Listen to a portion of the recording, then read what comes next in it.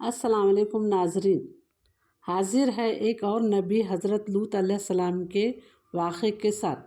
شروع کرتے ہیں۔ بسم اللہ الرحمن الرحیم۔ حضرت لوط علیہ السلام حضرت ابراہیم علیہ السلام کے بھتیجے تھے۔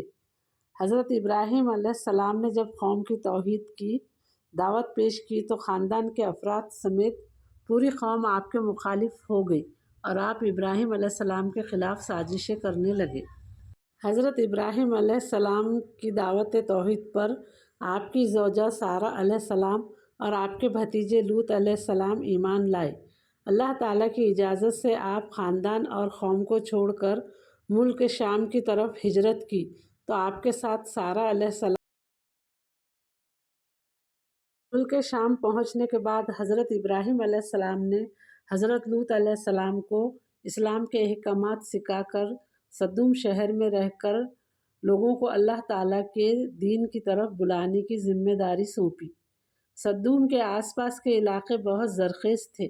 یہاں کے رہنے والے اللہ تعالیٰ کی نعمتوں کا شکر ادا کرنے کی بجائے مہلک ترین گناہوں میں مبتلا تھے۔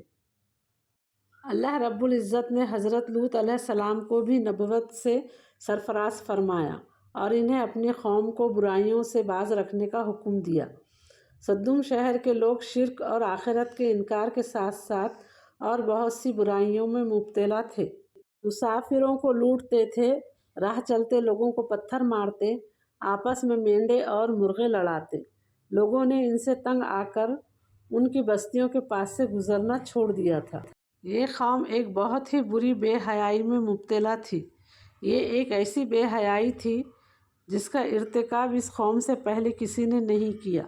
یہ قوم اس بد کرداری کو عیب سمجھنے کے بجائے فخر کے طور پر ذکر کرتی تھی۔ حضرت لوط علیہ السلام نے اپنی قوم کو بڑے نرم لہجے میں بے حیائی اور حرام کاموں پر ملنے والی سزائیں بتاتے ہوئے شرافت اور پاک دامن زندگی گزارنے کی تعلیم دی اور انہیں بتایا کہ اے میری قوم، تم اپنے انسانیت کے معیار سے اتنے نیچے گر چکے ہو، حیوانی شہوت نے تمہاری عقلوں پر پردہ ڈال دیا ہے۔ تم ان عورتوں کو چھوڑ کر جنہیں اللہ تعالیٰ نے تمہارے لیے سکون کے لیے پیدا کیا ہے، انہیں چھوڑ کر تم مردوں سے بد فعلی کا ارتکاب کرتے ہو۔ تم حد سے بڑھ چکے ہو۔ اب بھی تمہارے پاس وقت ہے۔ اللہ تعالیٰ کے فرما بردار بن کر زندگی گزارو اور اسی میں تمہاری بھلائی ہے۔ حضرت لوط علیہ السلام کے نصیحت کرنے پر پہلے کی قوم کی طرح ان کی قوم نے بھی وعظ نصیحت قبول کرنے کی بجائے آپ کو جھٹلا دیا اور کہا کہ آپ پاک دامن رہنا چاہتے ہو تو ہمارے علاقے سے نکل جائیں۔ جس عذاب سے ہمیں ڈرا رہے ہو اگر وہ بھی لے آئیں تو بھی ہم اپنی اس حرکت سے باز نہیں آئیں گے۔ قوم نے کہا کہ اے لوط، اگر تم اس تبلیغ سے باز نہیں آئے تو تمہیں جلا وطن کر دیا جائے گا۔ بس ان کی قوم کا جواب یہی تھا کہ اگر تم سچے ہو تو ہم پر اللہ کا عذاب لے آؤ، اور لوط علیہ السلام کو تکلیف پہنچانے لگے۔ جب قوم حضرت لوط علیہ السلام کو بہت زیادہ تکلیف دینے لگے تو حضرت لوط علیہ السلام نے اللہ رب العزت سے دعا مانگی، اے میرے رب، ان فسادی لوگوں کے مقابلے میری مدد فرما۔ اے میرے پروردگار، جو یہ کام کر رہے ہیں، مجھے اور میرے اہل و عیال کو نجات دے۔ جب حضرت لوط علیہ السلام نے قوم کے خلاف مدد طلب کی تو اللہ تعالیٰ نے قوم لوط کو ہلاک کرنے کے لیے فرشتے بھیجے اور انہیں یہ بھی حکم دیا کہ وہ قوم لوط کو ہلاک کرنے سے پہلے حضرت ابراہیم علیہ السلام کو ان کے بیٹے اور پوتے کی خوشخبری دے۔ لہٰذا فرشتوں نے ابراہیم علیہ السلام کو خوشخبری دی اور انہیں یہ بھی بتایا کہ ہم قوم لوط کو ہلاک کرنے جا رہے ہیں۔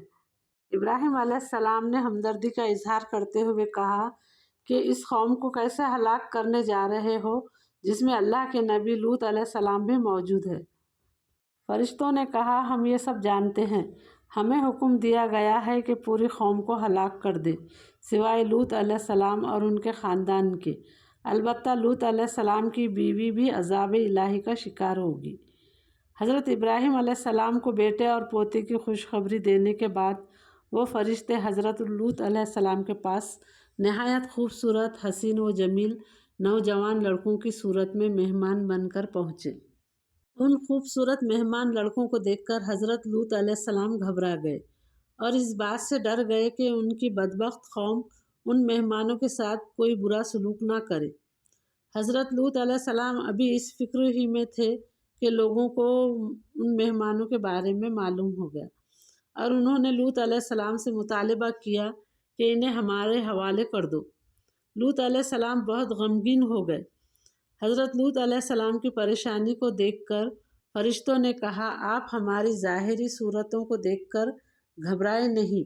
हम इंसान नहीं बल्कि अल्लाह ताला के भेजे हुए फरिश्ते हैं जो आपकी दुआ के नतीजे में आपकी कौम को हलाक करने आए हैं। ये सुनकर लूत अलैहिस्सलाम को इत्मीनान हो गया। अज़ाब इलाही आने से पहले हज़रत लूत अलैहिस्सलाम अपने ख़ानदान और मोमिनीन को लेकर रात ही रात सदुम से हिजरत कर गए। आपकी बीवी ने आपके साथ चलने से इनकार कर दिया। आखिरकार जब रात का आखिरी हिस्सा आया, अल्लाह ताला ने आपसे किए हुए वादे के मुताबिक एक ज़ोरदार चीख भेजी जिसने कौम लूत के दिल दहलाकर रख दी।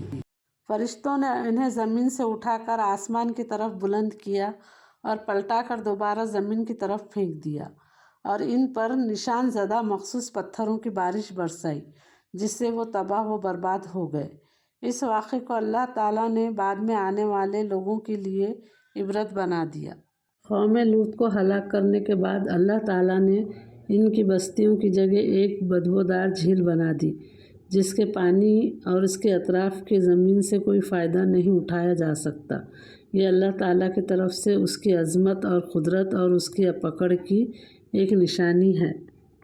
जिन बुराइयों की वजह से कौम लूत हलाक हुई, अल्लाह सुब्हानहू व तआला हम सबको उन जराइम से बचने की तौफ़ीक़ अता फ़रमाए। नाज़रीन, ये था लूत अलैहिस्सलाम का मुकम्मल वाक़या। अगले वीडियो में मिलते हैं एक दूसरे नबी के वाक़े के साथ इंशाअल्लाह। वीडियो को लाइक और सब्सक्राइब ज़रूर करें। अल्लाह हाफ़िज़।